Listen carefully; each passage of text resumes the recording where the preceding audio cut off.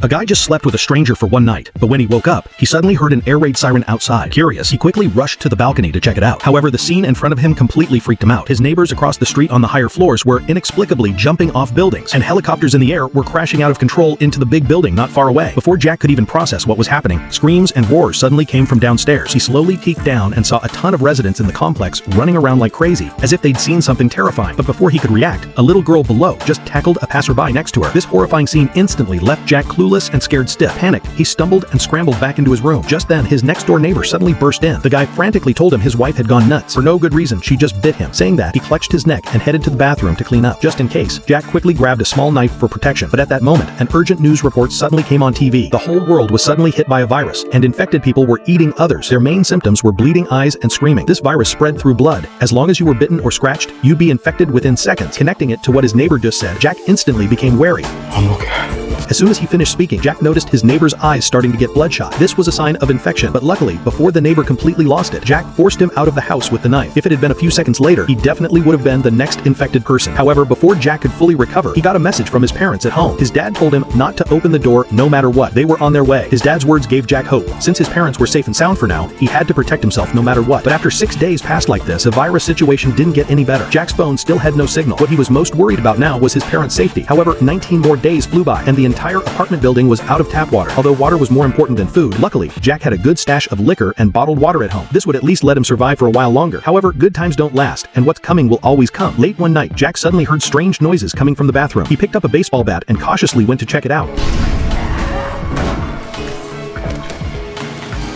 Jack was freaked out. He didn't expect a zombie to have found its way through the ventilation shaft, but luckily the zombie wasn't very smart. Jack quietly went around behind it and took care of the crisis with one swing of the bat. Afterward, he quickly hoisted the body and threw it off the balcony. Then he used a surfboard to block the ventilation shaft. Soon, it was day 41. Jack still hadn't heard from his parents, but just as he was despairing, his phone rang. Jack rushed over and picked it up. It was his parents calling. They told Jack to protect himself. If there was a next life, they still wanted to be his parents. As soon as they finished speaking, he heard his parents' heartbreaking screams from the other end. It was clear his parents had met a bad end, and this was undoubtedly the last straw for Jack. In extreme grief, Jack had thoughts of ending his own life.